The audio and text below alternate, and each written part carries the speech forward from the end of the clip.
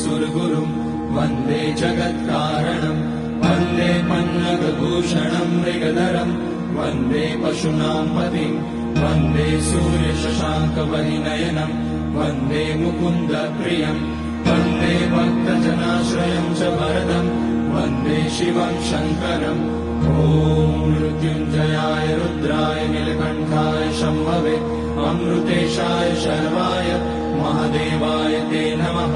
नमस्तेऽस्तु भगवन् विश्वेश्वराय महादेवाय त्र्यम्बकाय त्रिपुरान्तकाय त्रिकाग्निकालाय कालाग्निरुद्राय नीलकण्ठाय मृत्युञ्जयाय सर्वेश्वराय सदाशिवाय श्रीमान् महादेवाय नमः।